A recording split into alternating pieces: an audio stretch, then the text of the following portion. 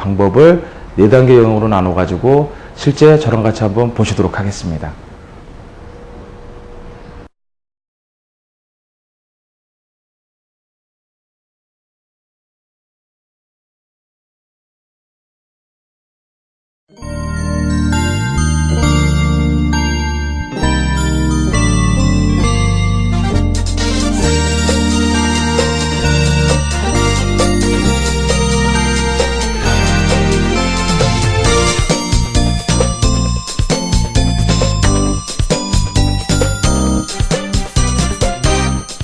자, 이렇게 실내에 딱 그 운전석에 타셔가지고는 제일 먼저 주행거리계가 이제 지금과 같이 아날로그식으로 되어 있는 버전이 있고, 요즘 나와져 있는 차종들은 이제 디지털로 되어 있는 경우도 있죠. 그래서 먼저 주행거리가 얼마만큼 무게가 되어 있느냐 확인을 좀 해주시고요. 그 다음에 글로벌 박스를 한번 열어 보셔가지고 요 안에 이 차량에 대한 차량 사용 설명서 요것이 제대로 들어있느냐 확인을 좀 해보시고요. 그 다음에 대부분 이제 운전자분들이 글로벌 박스에 빛을 갖고 다니시는데 이 차량에 대한 등록증이 되시겠죠. 그래서 등록증이 지금과 같이 이렇게 잘 빛을 하고 계시느냐, 등록증 사항에 보시게 되면 여기 차대 번호가 있으십니다. 그 다음에 차명, 그 다음에 앞 뒤로 달려져 있는 번호판에 대한 등록 번호, 요 3가지 사항들을 정확하게 확인을 한번 해보셔야 될 것 같습니다. 그래서 등록증이 있느냐. 자, 이제는 우리가 흔히 이그니션 스위치, 시동 스위치라고 얘기하는데, 시동 스위치 자체를 갖다가 우리가 락 상태에서 온으로 제가 한번 돌려보도록 하겠습니다. 일부 차종들이 이제 온이나 스타트에 따라서 차가 이제 움직일 수 있는 위험 요소가 있기 때문에, 그래도 기본적으로 브레이크를 한번 밟아주시고, 밟고 계신 상태에서, 자, IG 스위치를 온 상태로 놓으니까는 각종의 경고들이 들어와 있죠. 뭐 안전벨트라든지 도어가 열렸느냐 안 닫혔느냐, 그 다음에 이제 연료의 상태, 주차 브레이크 상태, 그래서 우리가 사이드 브레이크 레버를 내렸다 올렸다에 따라 가지고 점등되느냐 소등되느냐도 확인해 보시고, 그 다음에 이제 엔진 오일 경고등, 그 다음에 발전기라든지 배터리의 충전 상태, 그 다음에 여기 보이시는 노란색 요 엔진 체크등입니다. 요즘 나와지는 차량들은 전자제어 차량들이기 때문에 전자제어 차량들은 각종의 센서들에 의한 신호를 ECU라고 하는 유니트에 의해 가지고 제어를 하기 때문에 이상이 발생했을 경우에는 여기 보이시는 엔진 체크등이 소등이 안 되는 경우가 있을 수 있기 때문에 상당히 전자제어 차량에서는 유심히 관찰을 해 보셔야 되는 사항이 됩니다. 그래서 IG 스위치 상태 ON, 그 다음에 OFF에 따라서 들어오느냐 나가느냐, 그 다음에 현재 이 차량은 자동 변속기 차량입니다. 자동 변속기에 있는 매뉴얼 레버 위치에 따라서 여기 지금 보이시는 것처럼 파킹, P라든지 브레이크를 밟고 계신 상태에서 R, 그 다음에 N, 이렇게 선택 레버가 잘 변화가 되느냐, 이런 부위들도 한번 확인을 해 보셔야 되겠죠. 자, IG 스위치 온 상태의 경고등 외에 이제 각종 내부에 있는 햇볕 가리기라고 얘기하죠. 햇볕 가리기는 제대로 되어 있느냐, 또는 이제 룸밀러죠. 룸밀러는 제대로 작동을 하느냐, 그 다음에 이제 실내등 같은 경우가 제대로 이렇게 정상적으로 작동이 되느냐, 그 다음에 지금 제가 안고 있는 데가 이 시트입니다. 운전석 시트가 되는데, 이 운전석 시트도 보게 되면은 레일에 의해 가지고 전진 후진이 조금씩 움직일 수 있거든요. 이렇게 전진 후진이 제대로 되느냐, 또는 등받이 접이가 제대로 작동이 되고 있느냐, 넘어가고 올라오고. 우리가 사이드 밀러가 전동식으로 되어 있는 경우 같은 경우도 좌우를 한번 확인을 좀 해보시고요. 그 다음에 제가 라디오를 한번 틀어보도록 하겠습니다. 지금 라디오 자체를 역시 키온 상태 또는 HC 이상 상태로 놓으시고 파워를 누르시게 되면은 지금 나오고 있죠. 소리 유무도 한번 제대로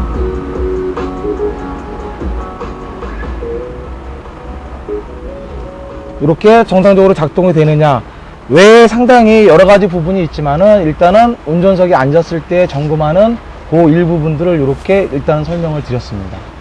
자, 지금처럼 IG 스위치를 우리가 스타팅, 시동을 건 상태에서 RPM이 안정화되는 구간, 우리가 워밍업이 다 끝났다라고 얘기를 하는데요. 그렇게 워밍업이 다 끝났을 때 우리가 점검을 해야 될 요소 중에서 여름철 같은 날씨니까는 우리가 냉방장치 중에서 냉방장치류가 정상적으로 작동이 되느냐, 요거 한번 보시면서 한번 확인을 해보도록 하겠습니다.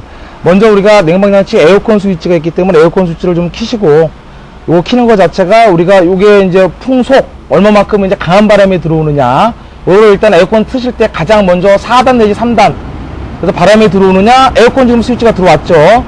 이때 그 풍속이 3단, 2단으로 정상적으로 그 바람의 세기가 변화가 되느냐, 그 다음에 여기 보이시는 스위치가 여기 들어오는 공기가 차 안에서만 돌아가는 내부 순환이거든요. 요 스위치를 갖다가 바깥에 있는 공기가 들어오는 외기 순환으로 한번 바꿔보겠습니다. 그래서 외기 순환과 내기 순환은 제대로 작동이 되느냐, 그 다음에 이제 풍향이 되는 거죠. 이거 어느 차마다 다 있는데요. 바람이 운전자를 중심으로 해가지고 정면 부위로만 이렇게 들어오느냐, 그러면 아래 하단 부위와 정면 부위가 다 들어오느냐, 그 다음에 하단 부위로만 들어오느냐, 그 다음에 우리가 뭐 서리방지나 또는 드프로스트라고 얘기하는 창가 쪽, 이런 데로 바람이 들어오느냐, 창가 쪽으로만 바람이 들어오느냐, 이런 것들에 대한 점검들도 해보셔가지고 에어컨 부위에 이상이 있을 때는 또 상당히 가격에 영향을 줄 수 있기 때문에 지금처럼 시동이 걸려져 가지고 충분히 워밍업이 됐을 때, 전기적으로 보상이 잘 돼 있을 때 전기 소모가 많은 이러한 랜 난방 장치들을 한번 정확하게 확인을 하셔가지고 역시 이 차량의 상태에 반영을 해주시는 게 아주 좋을 듯 싶습니다. 자, 이제 이렇게 내장재를 일부 점검을 해보고 여기에 관련돼 가지고 우리가 엔진의 상태라든지 그 다음에 자동 변속기 차량이기 때문에 자동 변속기의 상태, 이런 일부분들을 한번 여기서 성능 검사를 한번 해보도록 하겠습니다. 먼저 이제 안전을 위해서 브레이크를 밟은 상태에서 시동을 한번 걸어보도록 하겠습니다. 자, 시동에 걸렸을 때 여기 지금 보이시는 것처럼 우리가 이걸 RPM 게이지라고 얘기를 하고 있는데요. 각 차마다 RPM 게이지가 보통 800rpm 전후로 해가지고 그 일정한 공회전 상태에서 유지가 돼야 되는데 그게 지금 현재 잘 되고 있느냐 확인도 한번 해보시고요. 그 다음에 제가 엔진의 상태를 갖다가 가속과 감속을 한번 해보도록 하겠습니다. 그때는 이렇게 문을 여셔가지고 엔진의 소리가 제대로 들리느냐 이거 한번 확인해 보시는 게 좋으시겠죠. 자, 안전을 위해서 브레이크 위치에다 파킹해다 놓으신 상태에서 제가 한번 악셀레터를 밟아보도록 하겠습니다. RPM 게이지가 뭐 5000rpm까지 움직였다가 서서히 다시 원위치로 내려오고 있죠. 자, 한 번 더 해볼까요? 요때 엔진에서 들리는 소리가 뭐 이상한 유음이라든지 기계적으로 두들기는 타음 이런 거 없이 깨끗하게 올라갔다가 깨끗하게 내려오죠. 엔진의 상태는 일단 상당히 양호하다 이렇게 판단을 하실 수가 있고요. 그 다음에 엔진의 상태 외에 우리가 자동 변속기 차량이니까 상당히 가격에 중요한 영향을 줄 수가 있기 때문에 자동 변속기 차량에서는 크게 우리가 타임 레그 측정이라는 거하고 그 다음에 스톨 테스트를 우리가 한번 해볼 수가 있습니다. 자, 그럼 먼저 타임 레그가 뭔지 타임 레그 한번 측정을 해볼까요? 자, 타임 레그라는 것 자체는 여기 지금 P라는 파킹 위치가 아니라 N에다가 브레이크를 밟고 계신 상태에서 N의 위치, 뉴트럴로 움직이셔야 되겠죠. 자, 뉴트럴이면은 자동 변속기 내에 유압이 어느 쪽이든 공급이 되지 않고 대기한 상태로 되어 있는 상태입니다. 그래서 N의 위치에서 R로 했을 때 느낌을 한번 느껴보세요. 그때 시간을 보셔야 됩니다. 유압이 전달되는 시간이 2초 이내에 들어와야 되기 때문에요. 그래서 N에서 R로 제가 한번 변환을 시켜보도록 하겠습니다. 쿵 하고 좀 들어왔죠. 2초 이내에 들어왔습니다. 다시 N으로 놓으시고요. 이번에는 D 드라이브로 한번 놓도록 해보겠습니다. 쿵 하고 또 들어왔죠. 이렇게 유압이 전달되는 시간이 2초 이내에 들어오느냐 요거를 점검하는 것 자체를 갖다가 우리가 타임 레그 측정이라고 하고요. 그 다음에 이제 스톨 테스트라는 시험이 있는데 스톨 테스트 시험은 웬만큼 숙련되지 않으시고는 함부로 하는 것은 아니라고 생각이 듭니다. 그럼 스톨 테스트는 뭐냐? 엔진의 RPM을 최대한 올렸을 때 엔진의 동력이 자동 변속기를 거쳐가지고 자동 변속기에 있는 각종의 뭐 토크 컨버터라든지 클러치 위에 미끄러짐이나 또는 유압의 전달이 이상이 있느냐 없느냐를 점검하는 걸 갖다가 우리가 스톨 테스트라고 얘기를 하고 있는데요. 자, 스톨 테스트는 일단 D 레인지에서 1회 5초 이하로 하셔야 됩니다. 그 다음에 R 레인지에서 5초 이하로 엔진의 악셀레터를 최대한 밟으셔가지고 그때 RPM이 약 2200에서 2400 RPM 정도로 RPM이 올라오면은 자동 변속기의 동력 전달은 상당히 양호하다. 또는 너무 높거나 너무 낮거나 했을 때에는 자동 변속기의 슬립 또는 엔진의 토크의 부족 이런 것들을 우리가 점검할 수 있기 때문에 상당히 중고차나 또는 실차량 점검에서는 중요한 요소로 작동할 수가 있습니다. 자, 각 1회씩 한번 해보도록 하겠습니다. 사이드 브레이크는 정확하게 채워져 있느냐 확인도 한번 해보시고요. 자, D드라이브를 한번 놓겠습니다. 근데 잘 한번 보세요. 제가 오른쪽 발로 브레이크 밟고 악셀레터를 동시에 밟을 수가 없으니까는 발을 한번 좀 바꿔주셔야 되겠죠. 자, 다시 안전을 위해서 파킹해 놓으신 다음에 왼발로 브레이크를 정확하게 잡고 계신 다음에 얘를 갖다가 D드라이브 놓겠습니다. 자동 변속기는 D드라이브 상태에서 움직이려고 하죠. 이때 핸들을 정확하게 잡으시고 RPM을 한번 유심히 봐주세요. 자, 제가 엔진에 전부하러 움직이도록 하겠습니다.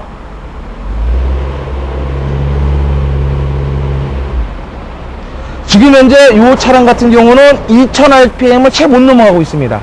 자, 뒤에서 상당히 유체에 힘이 걸렸기 때문에 이제 좀 온도를 식혀주셔야 되기 때문에 누출을 N에다가 살짝 넣어서 잠깐 대기해 주시고요. 자, 어느 정도 좀 오일의 온도가 식었다 싶으면 다시 R 리버스에다 한번 놔주시고 똑같은 패턴으로 또 작업을 하십니다. 자, 악셀레터 페달을 최대한 전부하 상태로 밟아주십니다.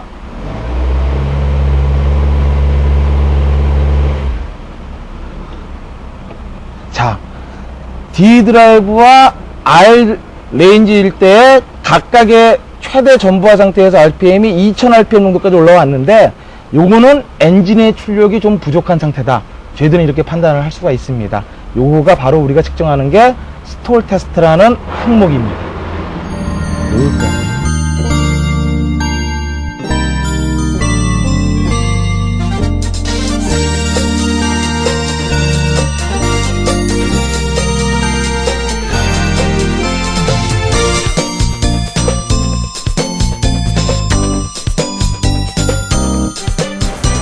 자, 이제 내장재 또는 전기 전장부 점검을 끝내고 바디부를 한번 점검해 보도록 하겠습니다. 일단 바디부를 점검하실 때에는 세부 외부 패널이나 이런 거를 점검하기 전에 전체적인 차량의 자세, 한마디로 첫 인사를 나누는 거죠. 그래서 조금 여유 있는 공간을 거리를 좀 띄워 주시고 전체적으로 좌우가 대칭이 됐느냐, 또한 지면에서부터 차체 바닥, 우리가 이거를 로드 클렌싱이라고 하는데 이게 전체적으로 알맞게 되어 있느냐, 그 다음에 이거 우측과 좌측 부의 각 틈새 이은 부위들, 이런 부위들이 정상적으로 잘 되어 있느냐, 이런 것들을 전용부뿐만이 아니라 편안한 마음으로 차를 한 바퀴 전체적으로 순환을 하시면서 편안하게 처음 접촉을 차량이랑 하는 것 자체를 갖다가 우리가 자세 점검이다, 이렇게 우리가 말할 수 있습니다.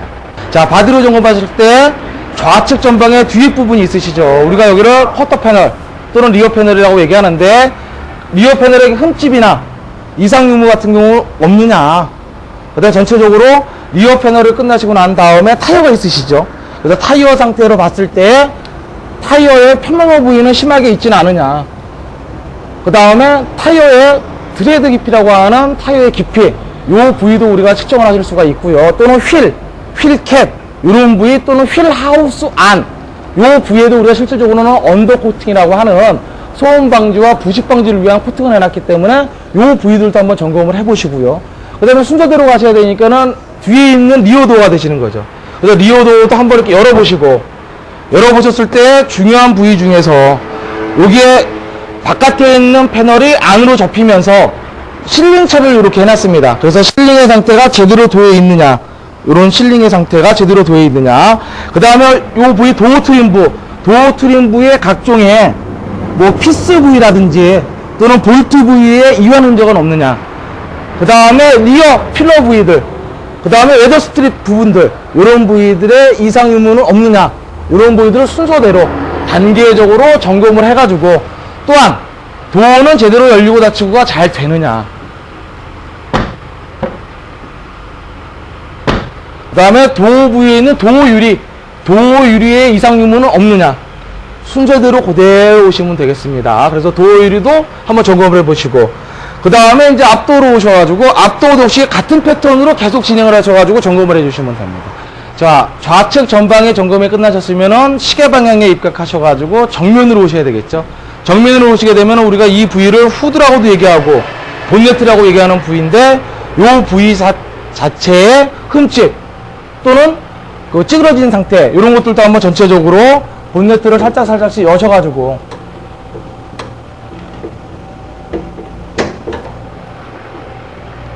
좀 빗을 이용을 해가지고 도장 상태라든지 또는 흠집 상태라든지 이런 것들도 한번 확인을 해보시고, 그 다음에 얘도 역시 마찬가지입니다. 밖에서 안으로 패널을 접었기 때문에 안쪽 부위에는 실링 처리를 해놓게 되어 있습니다. 그래서 실링의 상태가 정상적으로 똑같이 도어리와 마찬가지로 되어 있느냐.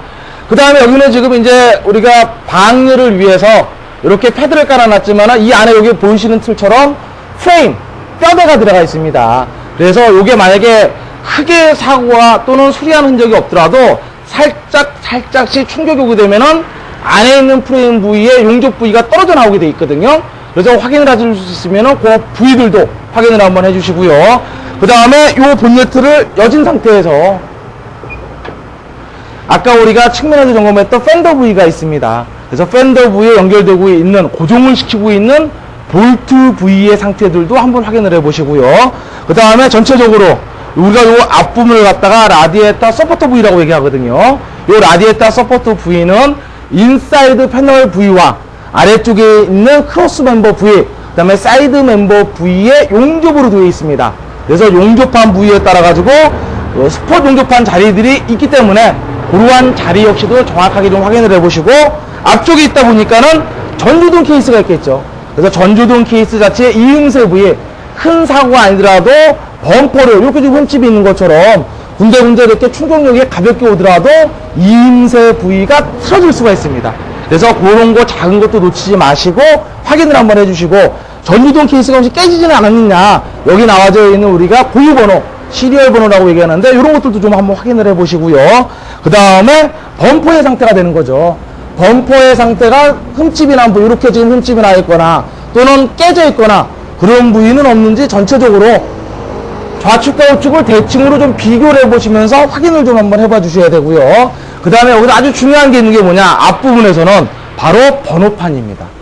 요 번호판 같은 경우는, 앞번호판 같은 경우는 여기 나와져 있는 고정하는 볼트만 풀게 되면 얼마든지 교환하실 수가 있는데, 범퍼는 새 건데 번호판은 지금과 같이 찌그러졌다, 요거는 의심스럽거든요.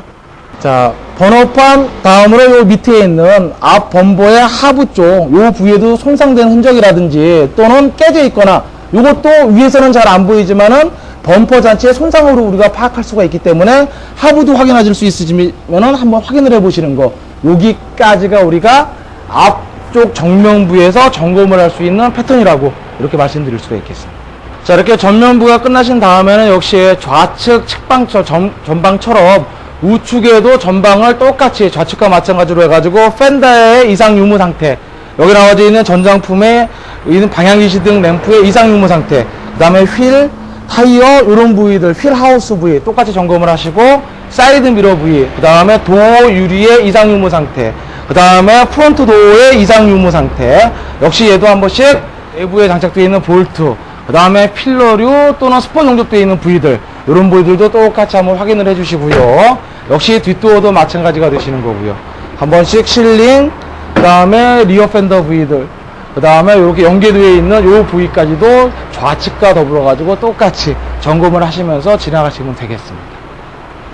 자, 우측 전방에 의해 가지고 이제 뒤에 쪽, 우리가 후방 쪽에 이제 점검을 한번 해보도록 하겠습니다. 역시 후방도 트렁크 리드라고 하는 부위, 요 부위 상태에 뭐 흠집이라든지 손상은 없느냐, 이거 한번 점검을 해보시고요. 역시 얘도 바깥에서 안으로 접은 패널이기 때문에 요게 안쪽에는 반드시 지금과 같이 해가지고 실링 처리가 되어 있습니다. 그래서 실링의 상태, 그 다음에 이 트렁크 리드를 지지해주고 있는 요 힌지 부위, 여기 지금 상당히 이렇게 부식이 되어 있죠. 그래서 이런 힌지 부위의 볼트 부위들, 그 다음에 쇼바 부위들, 볼트 부위들, 이런 부위들도 한번 확인을 해주시고요. 아까 본네트에서 우리가 방열 패드가 하나 깔아져 있었는데, 그런 거와 마찬가지로 트렁크도 역시 지금처럼 속 내부에 이렇게 프레임이 되어 있습니다. 요 부위 군데군데가 우리가 실러랑 이런 걸로 해가지고 붙여놨거든요. 살짝의 충격에 의해서도 이게 이제 떨어져 나올 수가 있습니다. 그래서 이렇게 프레임 부위에 실러 처리된 부위가 떨어지지는 않았느냐, 요 부위들도 한번 좀 확인을 좀 해보시고요. 그 다음에 여기 나와지는 것도 전장품이 있으시네요. 그래서 리어 콤비네이션 램프라고 하는 요 부위에 전장품 케이스에 시리얼 번호나 이렇게 지금 깨져 있는 것처럼 이상 유무는 없느냐, 역시 반대편도 한번 정확하게 점검을 해보시고요. 그 다음에 보시게 되면 여기에서 보이시는 것처럼 리어 펜더를 보시게 되면 여기 실러 처리해 놨습니다. 안쪽으로 해가지고요. 요 부위의 상태가 정상적으로 되어 있느냐, 이런 부위들도 한번 점검을 해보시고요. 필요에 따라서는 여기 나와져 있는 것처럼 이것도 웨더 스트립 부위라고 하는데 이것도 한번 살짝 뜯어보시면은 이렇게 벌써 새카맣죠. 이런 것처럼 바깥쪽과 안쪽을 접합을 시켜가지고 용접을 해놨거든요. 그 부위에 있는 우리가 스폰 용접 부위들도 한번 웨더 스트립을 탈거를 해가지고 확인들을 한번 해보시는 것도 아주 바람직하신 방법이 되시는 거고요. 그 다음에 뒷범퍼가 있겠죠. 뒷범퍼 같은 경우도 역시 마찬가지로 해가지고 외관상으로 보시기에 이렇게 흠집난 부위나 또는 깨져 있는 부위나 이런 것들도 한번 확인을 해보시고요. 뒷범퍼 같은 경우는 트렁크 부위에 있는데 이렇게 번호판이 있습니다. 앞 번호판은 맨 앞으로 나와져 있죠.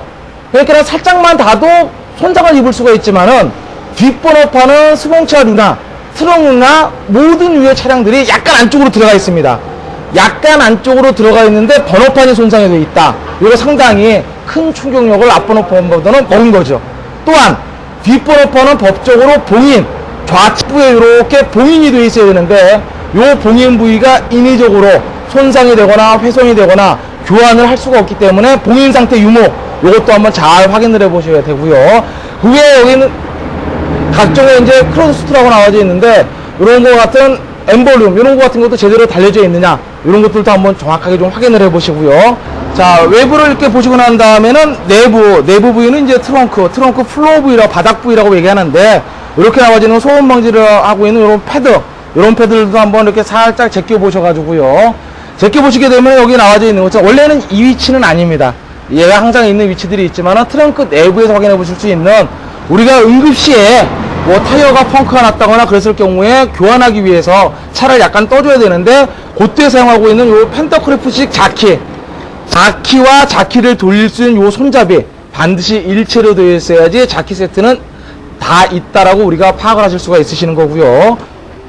어느 자동차는 안에 기본적으로 수공구 세트가 있습니다. 우리가 오너 운전자분들을 위한 OBM 공구 세트라고 얘기하는데 여기에도 역시 여기에 맞는 그립 렌치가 이 차량에 맞는 그립 렌치가 이렇게 들어가 있고 거기에 따라서 종류별로 이렇게 일자 드라이버라든지 각종의 플라이어 이런 것들도 일부 들어가 있습니다. 그 중에서 제일 중요한 거는 요거가 꼭 그립 렌치가 꼭 있으셔야 된다라는 거 다시 한번 정확하게 기억을 해 두시고요. 우리가 타이어가 펑크가 나거나 그러면은 반드시 예비용 타이어로 교환을 해주셔야 되는데 현재부 차에 장착되어 있는 타이어와 동일한 타이어가 있는 걸 갖다가 우리가 예비용 스페어 타이어라는 용어를 붙이게 되어 있고 스페어 타이어가 지금처럼 정상적으로 장착이 되어 있느냐 이것도 꼭 놓치지 마시고 한번 확인을 해 주셔야 될 것 같습니다. 외에 트렁크 플루에서 꼭 점검을 해 보셔야 되는 부위 중에서 바로 사일런스 패드라고 하는 요 부위가 되는 건데요. 요 부위 같은 경우는 메이커에서 나올 때 완만하게 두께가 조금 두껍게 그 다음에 중간중간에 일정한 비트 홈 부위 이런 것들을 만들어 가지고 나오는데 요게 만약에 사고가 나거나 또는 고치는 적이 있거나 그렇게 되면은 외부에서 일반적인 패드로 교환하다 보면은 메이커에서 나온 거랑 상당한 차이를 나타낼 수 있기 때문에 여기 있는 사일런스 패드의 이상 유무에 따라서 트렁크의 바닥 부위에 수리 흔적 또는 교환되어 있는 흔적이 있느냐 이런 것도 자세히 한번 확인을 해 보셔야 될 것 같습니다. 자, 이렇게 스페어 타이어까지 점검을 하신 다음에는 이제 트렁크 플로어 내부 다 점검이 되셨기 때문에 이제 요 트렁크도 정확하게 제대로 열리고 닫히고 하느냐 확인 마지막까지 해주시고 그리고 이렇게 닫아가지고 후방부의 점검을 마치도록 하겠습니다.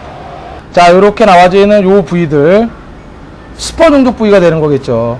메이커에서 나와져 있는 스포 종족은 일반적인 우리가 공업사라든지 또는 공장 등에서 하는 스포 종족하고는 차이가 나죠. 그래서 메이커에서 하는 그 스포 종족은 고전류 고전압 상당히 큰 전류를 두 개의 패널을 맞대고 있는 사이에 진하게 만들어 가지고 패널 간의 융해 높게 만듭니다. 그래서 항상 이렇게 모양이 일정하고 원형의 모양을 가질 수 있게 되어 있는데 이 부위는 메이커사 외에 밖에 있는 우리가 시중에 있는 정비업체나 이런 데에서는 복원하기가 상당히 어려운 부분이기 때문에 사고 수리 흔적 부위 중에서 첫 번째로 스폿 용접되어 있는 부위들의 상태 이렇게 웨더 스트립이나 이런 것들을 제거를 하셔가지고 정확하게 확인을 해 보셔야 되는 거고 이 부위들 확인하실 때 잘 모르시겠으면은 여기 되어 있는 일정한 공간이나 크기는 반대편에 있는 스폿 용접 부위랑 유사하기 때문에 서로 간의 좌측과 우측을 비교해 보셔가지고 확인을 해 보시면은 잘 모르시는 분들도 정확하게 어느 정도 선에서 파악을 하실 수 있다. 요게 바로 스폰 용접을 통해서 우리가 사고 수리 흔적을 확인해 보는 그 방법이라고 말씀드리겠습니다.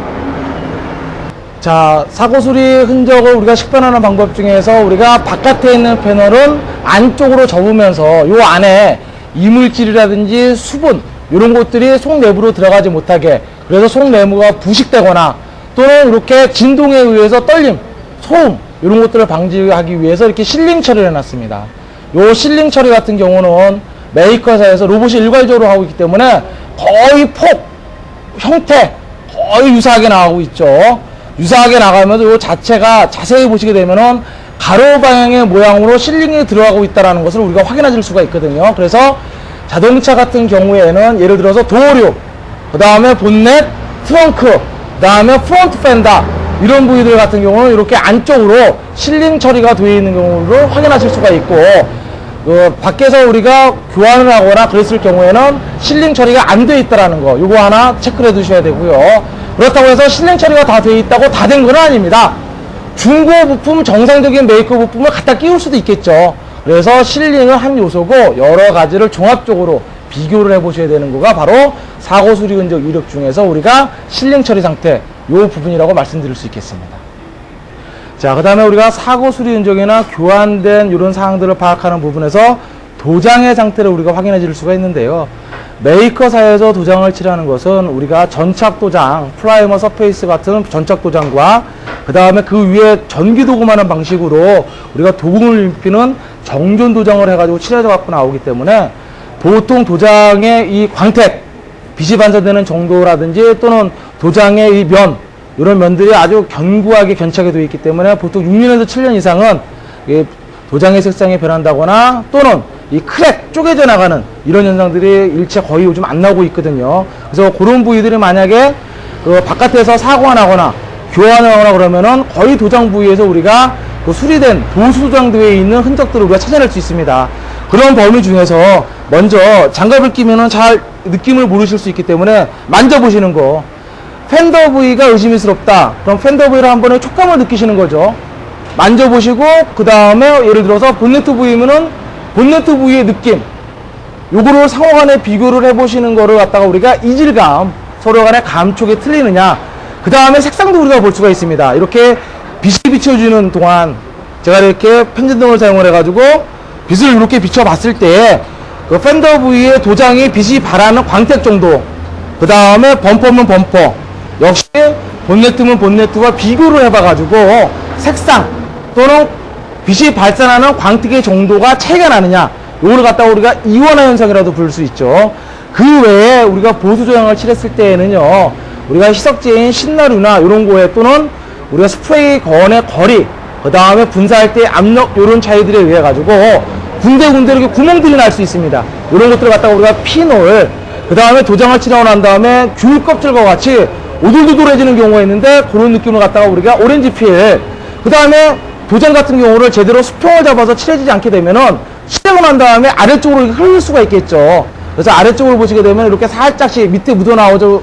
밑에서 이렇게 조금씩 이렇게 맺히는 경우가 있는데 그러한 흘림 상태, 이런 것들을 종합적으로 우리가 봐가지고 얘가 원래 메이커사에서 칠해졌던 도장이냐 아니면 바깥에서 우리가 보수를 하는 과정에서 칠해졌던 도장이냐 이런 것들을 확인을 해 보실 수가 있고요. 특히나 팬더 같은 부위는 메이커에서 나올 때 바깥쪽이나 안쪽을 비춰봤을 때 반드시 바깥쪽의 색상과 안쪽의 색상이 동일한 색상으로 되어 있는 경우는 이제 메이커사에서 처음에 제작될 때부터 칠해져서 나온 거라고 판단하실 수가 있고, 바깥쪽의 색상과 안쪽의 색상이 약간 틀리다. 예를 들어서 바깥쪽은 좀 어두운 검정 톤인데 안쪽이 회색이나 백색으로 칠해져 있다. 그랬을 경우는 요거는 바깥에서 우리가 수리를 했거나 또는 사고 흔적에 의해 가지고 교환하지 않았을까, 이러한 의심도 한번 해보셔야 되고요. 그 다음에 이러한 도장 부위와 특히 프론트 팬더 같은 경우는 프론트 팬더를 고정시키고 있는 요 볼트가 있습니다. 요 볼트를 자세히 봐주시게 되면 지금 벌써 자리가 남죠. 볼트가 원래 조일 때 그 압력을 받았을 때 그 위치와 여기 좀 틀어져 있습니다. 약간의 녹슬은 부위가 있죠. 그래서 이렇게 특정한 부위에는 볼트를 고정시키기 전에 미리 우리가 실링이라고 하는 실리콘 같은 경우를 안에다 놓고 볼트로 조이게 되면 그 자리가 그대로 남아야 되는데, 지금처럼 부식이 됐다거나 또는 그러한 실링 처리된 부위가 떨어져 있거나 그랬을 경우는 역시 한 번이라도 얘를 탈거했던 그런 흔적이라고 우리가 볼 수가 있습니다. 자, 우리가 사고 수리 이력이라든지 또는 교환된 흔적 이런 거를 봤을 때 스포 종족 부위, 그 다음에 우리가 실링 처리한 부위, 그 다음에 도장의 부위, 그 외에 이제 나머지 사항들이 여러 가지가 있는데, 그 중에서도 그 볼트의 헤드 부위가 손상을 입었느냐, 또는 이게 도의 힌지 부위가 되는데요. 역시 힌지 부위 안쪽에도 실링 처리를 해놨습니다. 이게 한 번이라도 떨어졌으면은 실링 자리가 조금 비틀어지겠죠. 그러한 실링 자리라든지 또는 도와 도 사이의 이음새 부위, 이런 것들도 우리가 교환된 흔적 또는 수리한 흔적으로 파악을 해보실 수도 있고, 외에 각종의 고무류와 같은 웨더스트립 부위들, 그 다음에 유리로 같은 데 보게 되면은 이런 식으로 해가지고 고유 번호, 이 시리얼 번호, 유리뿐만이 아니라 각종의 전장품에도 다 표시가 되어 있기 때문에 그런 것들도 종합적으로 봐가지고 어느 특정한 한 부위만 보고 얘는 교환을 했다, 사고가 났다, 이렇게 판단하시는 것이 아니라, 지금 제가 말씀드린 이런 내용들을 종합적으로 보셔가지고 그런 것들에 의해서 한쪽 부위만 잘 모르실 경우에는 좌우 또는 앞, 뒤를 비교하시면서 확인을 해보시면은 조금 더 정확하게 얘가 단순하게 교환이 된 것이다, 아니면은 우리가 사고가 났다라고 표현할 정도로 좀 크게 손상을 입었다라는 것을 우리가 파악을 하실 수가 있으실 겁니다. 자, 지금 우리가 부분별로 좀 확인을 해 보셔야 되는 게 흠집이라고 하는 스크래치 부분, 그 다음에 그 찌그러진 요철 부위들에 대한 점수를 어떻게 매길 것인가, 간단하게 세 가지 형태로 해가지고 한번 분석을 해보도록 하겠습니다. 지금 이렇게 지금 빨간색으로 나와져 있는 부분이 흠집, 스크래치가 나 있는 부분인데, 요거는 과감하게 지금과 같은 이제 철자라든지 고등자, 차체 손상을 안 주는 이런 것들을 사용을 해가지고 바로 측정을 이렇게 해보시기 바라겠고요. 그 다음에 여기 보이시는 것처럼 요 정도 범위 내에 찌그러짐, 페인트가 벗겨진 찌그러짐이 발생한 부위가 되는 거고, 요 옆에 있는 거는 얘보다는 좀 크게 찌그러진 범위가 좀 발생한 범위거든요.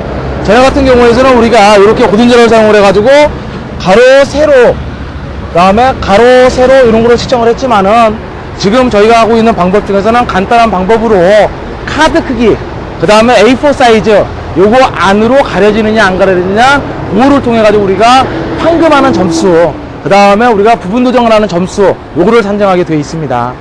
자, 지금처럼 일반적인 그 규격에 맞는 카드입니다. 그 다음에 이거는 A4 사이즈의 종이죠. 그래서 지금 나와져 있는 손상 부위를 그 카드 크기로 가려질 수 있느냐, 그 다음에 카드 크기로, 얘는 지금 못 가려지죠. 그럴 경우는 카드 크기보다 큰 손상, A4 사이즈를 사용을 해가지고 가려질 수 있느냐.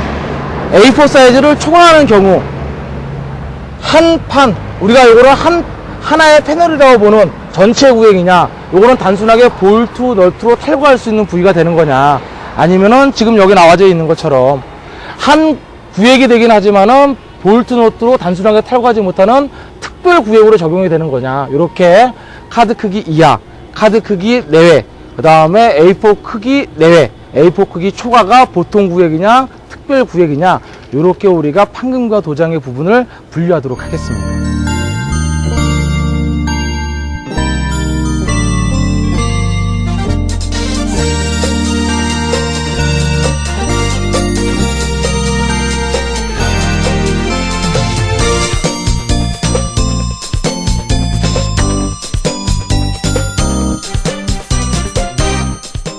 엔진룸 안에 있는 각종의 전기장치라든지, 그 다음에 엔진의 상태, 각종 오일류의 상태, 그 다음에 각종 벨트류의 상태들을 한번 우리가 엔진룸 내부에 있는 것을 점검을 해보도록 하겠습니다.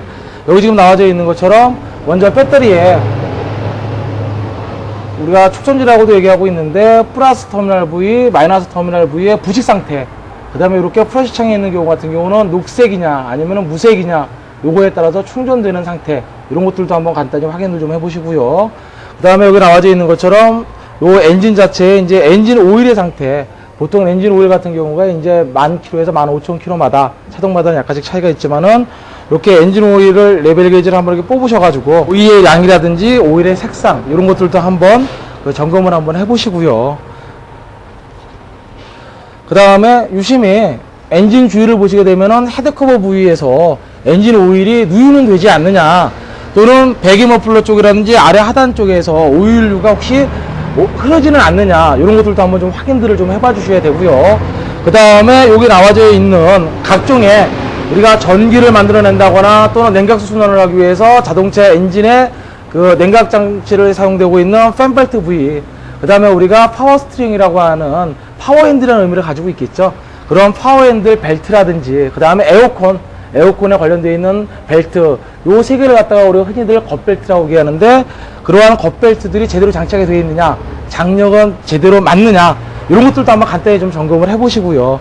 그 다음에 나와져 있는 게 이게 쇼바에 있는 우리가 인슐레이터, 그 휠하우스 차체 쪽으로 연결되고 있는 너트 부위가 되는 거거든요. 만약에 쇼바류 같은 경우는 교환했을 경우에는 너트류 헤드 부위에 손상이 있겠죠. 그래서 이렇게 쇼바에 연결되고 있는 너트 부위, 그 다음에 이게 이제 우리가 쇼급 쇼바 자체의 러버 고무 부위라고 얘기하는데요. 요 고무 부위는 회전을 할 때 이게 비트림을 받거든요.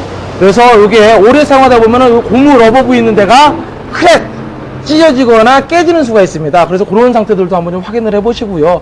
그 외에 엔진룸 안에 있는 각종의 뭐 케이블이라든지 전기적인 배선이라든지 커넥터의 탈착 여부라든지 이런 것들도 한번 좀 확인을 해 보시고요.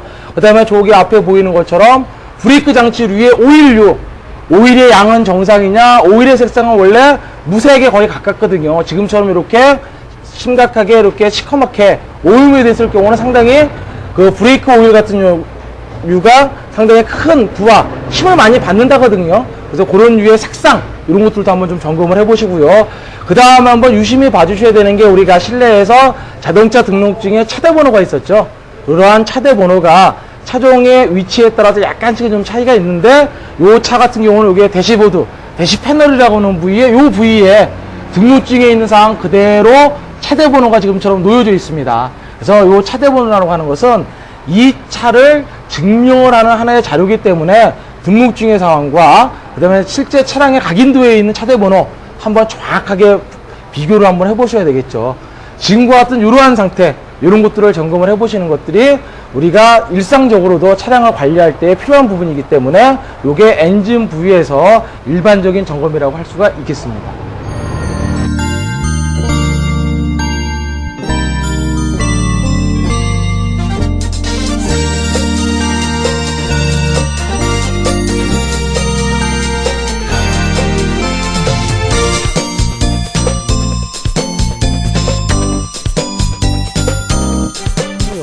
지금 이렇게 차를 리프트 위에 저희는 올려놔가지고 이제 하체부, 바닥 부위를 이제 점검을 하시게 되는데, 먼저 각 부위의 타이어를 한번 돌려봐 주십시오. 돌려봐 주실 때 여기서 나오는 소음이라든지, 또는 얘가 정상적으로 이렇게 슥슥슥 거리면서 돌아간다.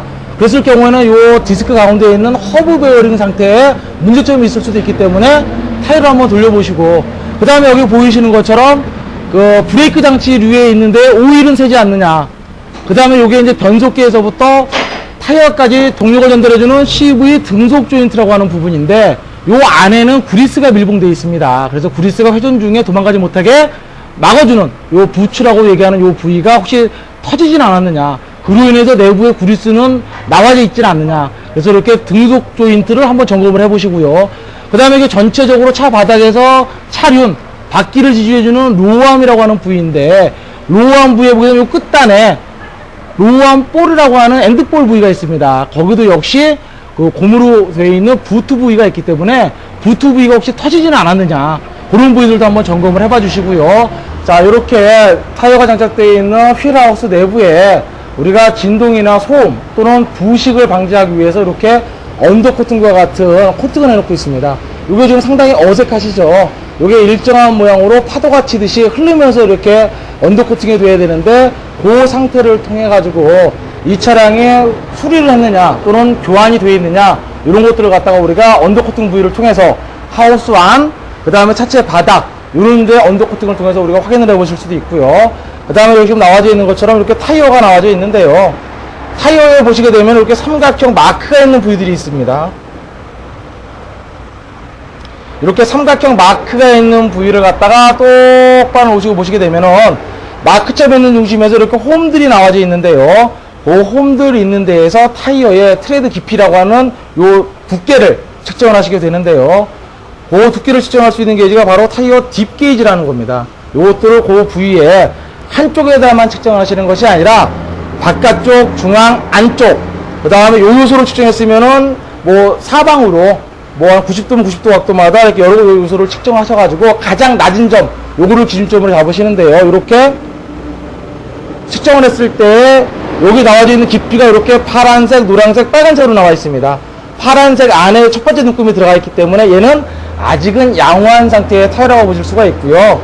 그리고 그 다음에 요 나와져 있는 타이어의 깊이뿐만이 아니라 마모 상태, 여기도 지금 상당히 지금 바깥쪽이 마모가 심하네요. 이러한 마모 상태를 통해 가지고 우리가 바깥쪽으로 마모가 심하느냐, 안쪽으로 마모가 심하느냐, 가운데 부위만 마모가 심하느냐, 오른쪽 타이어만 마모가 있느냐, 왼쪽 타이어가 마모가 있느냐에 따라서 우리가 차륜 정렬이라고 하는 얼라이먼트를 우리가 어느 정도 알아볼 수가 있습니다. 그래서 이 타이어의 편마모 상태에 따라서 이 자동차가 직진으로 가지를 못하고 좀 기울어진다거나 또는 심하게 저항을 받아서 가속성이 떨어진다거나 이런 문제들도 우리가 확인할 수가 있기 때문에 타이어의 상태 정확하게 한번 보실 필요가 있으십니다. 자, 이렇게 각 차륜의 허브 베어링 상태, 그 다음에 로어암 상태, 엔진과 변속기의 하부 쪽에서 떨어지는 오일의 샘, 오일의 누유, 이런 상태, 그 다음에 타이어와 휠하우스의 언더코팅 상태, 그 다음에 언더코팅 상태는 이렇게 하부 쪽에도 지금과 같이 해가지고 울긋불긋하게 언더코팅이 정상적으로 좌우가 대칭으로 칠해져 있어야 되기 때문에 그런 부위도 한번 확인해 보실 수가 있고요. 그 다음에 배기 파이프를 통해 가지고 중간 부위에 있는 촉매기 각 연결 부위의 너트 또는 흔들어 봤을 때의 소음 상태, 이런 것들을 따라 가지고 쭉 뒤까지 차체 바닥을 한번 제가 점검을 그대로 가가지고 한번 해보도록 하겠습니다.